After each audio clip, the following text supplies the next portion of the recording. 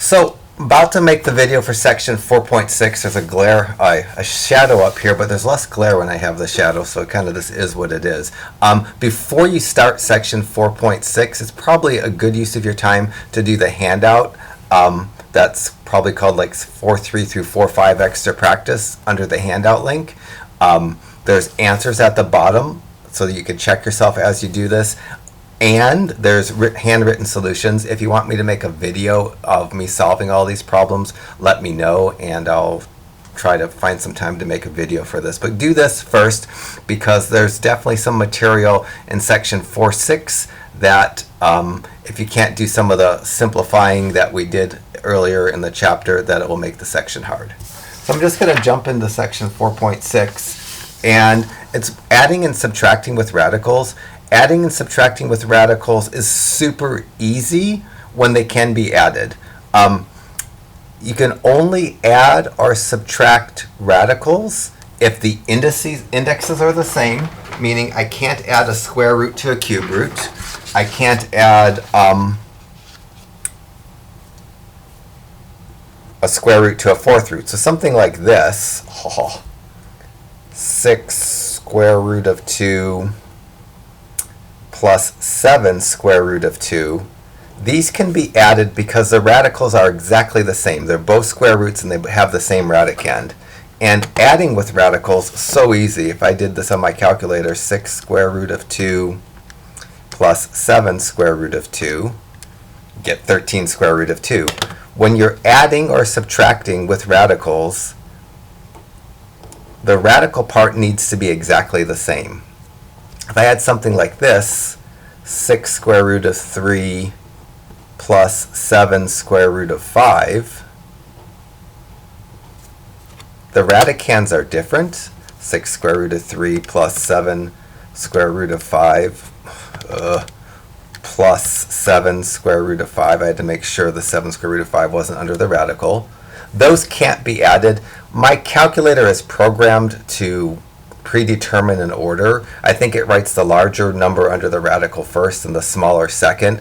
Regardless of my calculator's desire to switch the order on this, these can't be added. I would just say that this would still be 6 square root of 3 plus 7 square root of 5. And I can't show you on my calculator, but something like this, 5 square root of 2 plus 9 times the cube root of 2, these similarly can't be added. To add or subtract with radicals, you have to have exactly the same radicand, and you add or subtract radicals by just combining the coefficients. Let me just do a subtraction really quickly just to show you.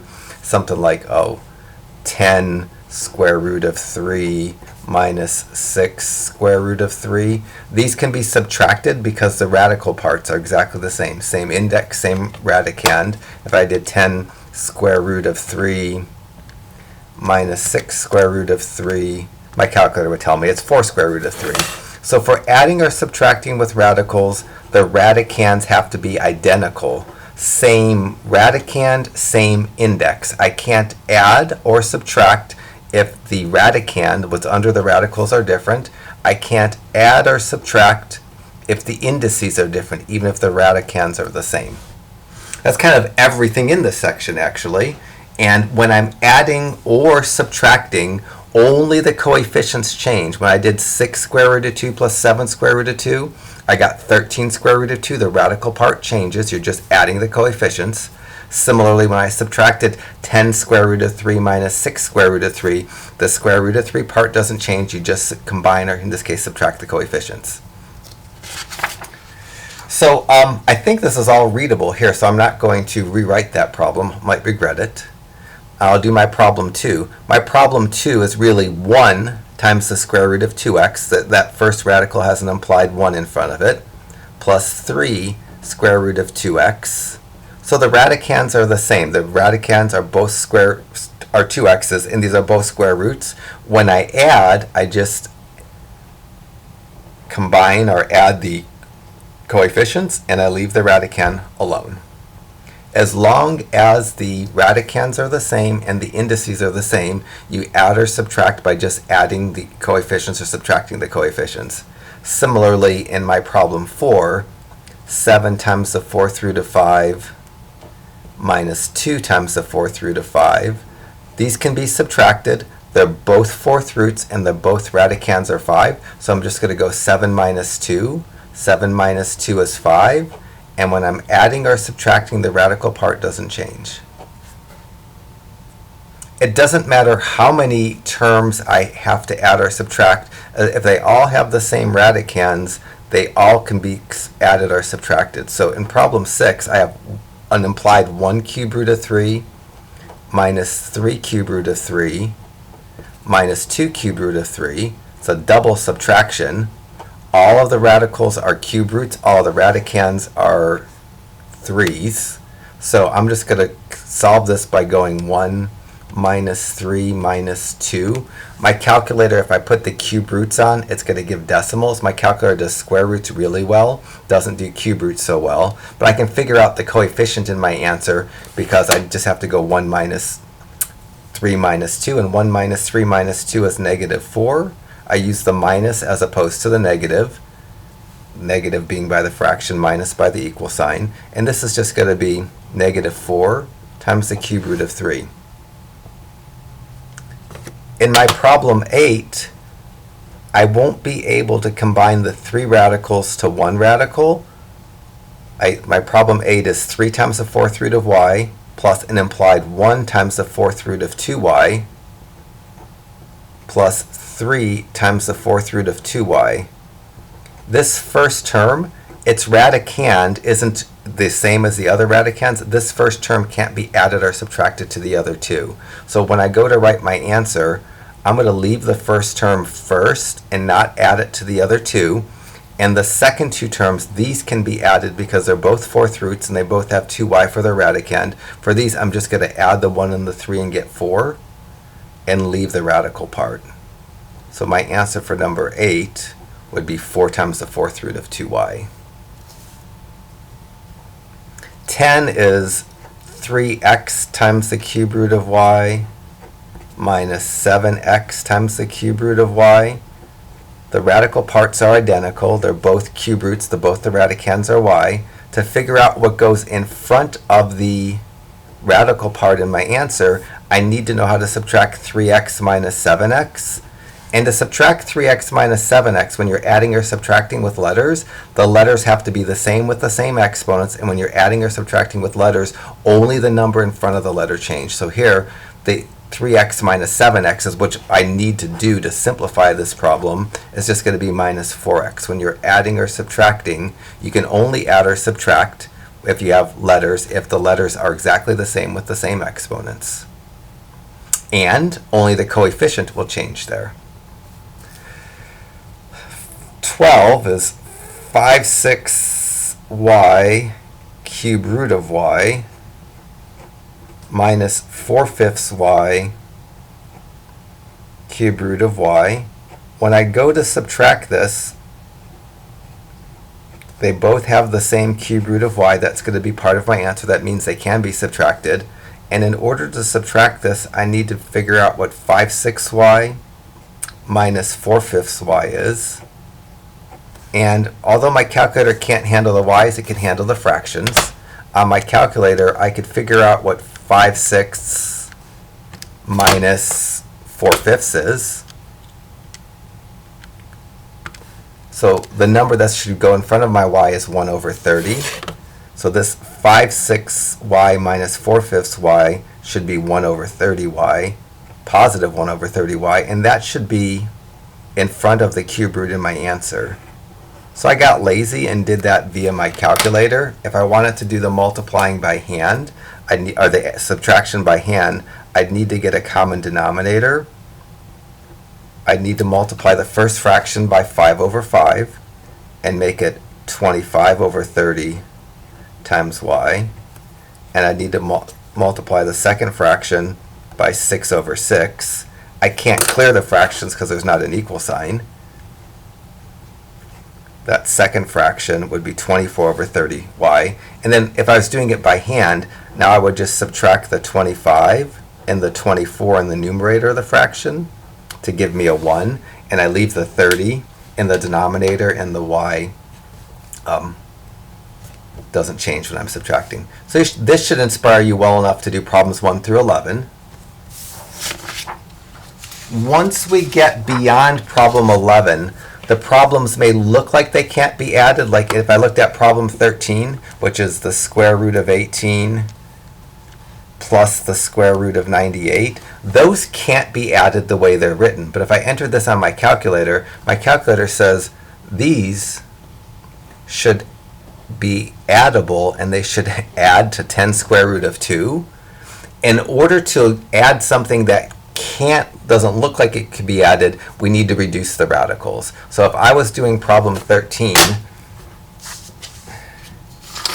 and I wanted to do this without my calculator, I need to reduce each radical. I need to reduce the square root of 18. I'm going to reduce it with a prime factor tree. I'm going to do 18 is 2 times 9. 2 is prime, so I circle it. 9 is 3 times 3. Circle the 3's. 18 is 2 times 3 times 3. And when I'm reducing a square root, every time you get a pair, you get one of those out front. Singles go under the radical. So the first square root of 18 radical in problem 13, it reduces to 3 times the square root of 2. If I did the same for the square root of 98, did a prime factor tree for 98,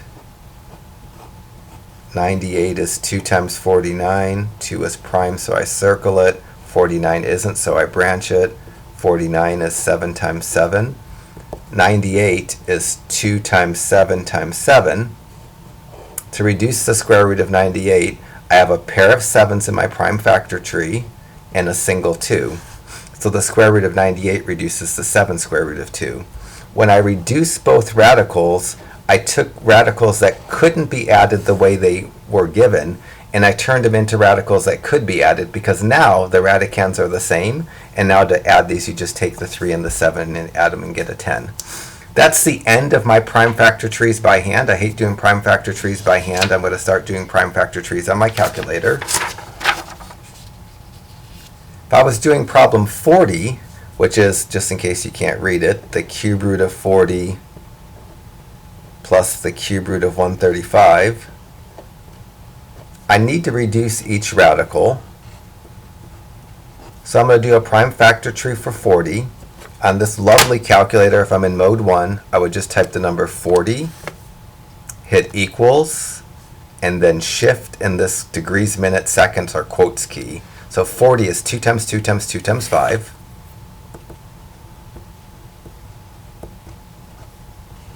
In a cube root, every time you get a 3 of a kind, you get 1 out in front of the radical, and anything that's not part of a 3 of a kind is going to go under the radical. So my first radical in problem 14 is going to reduce to 2 times the cube root of 5. Next, I'm going to reduce the cube root of 135.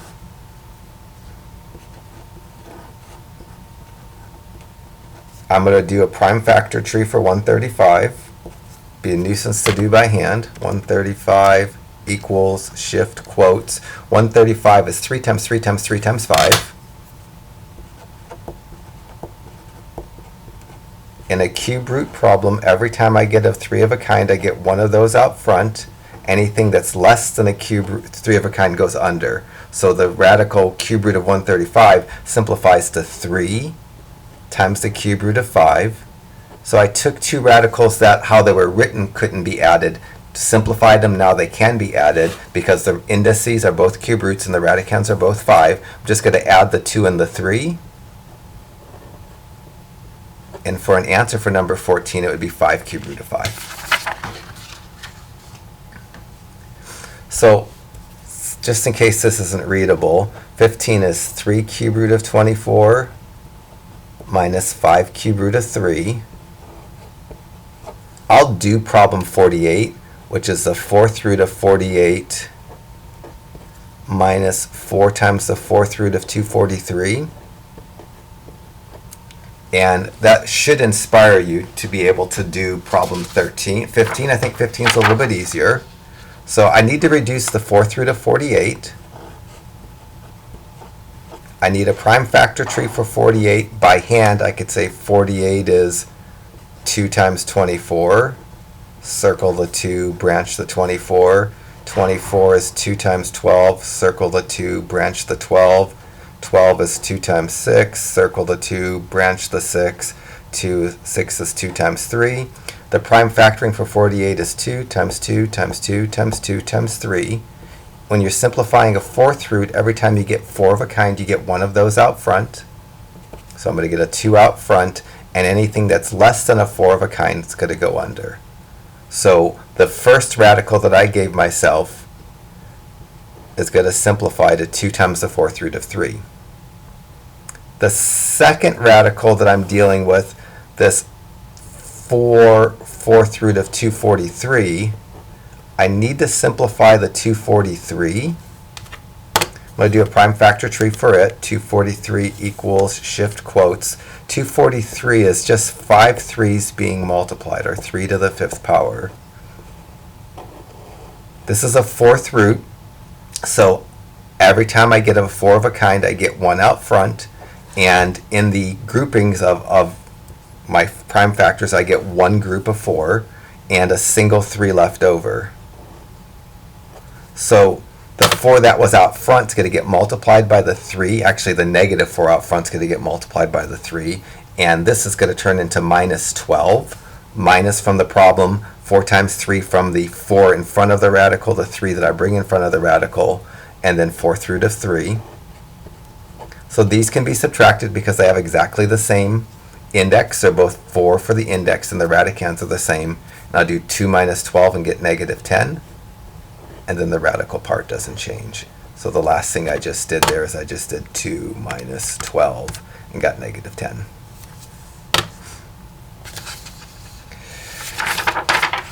'18, I'm finally dealing with some letters. Let's do 17 and I'll not do 18. So I'll maybe pause the video and try 17 if you're feeling motivated. But in 17, I need to simplify the square root of x cubed. I'll do a prime factor tree for x cubed. That's just writing a sequence of 3 x's.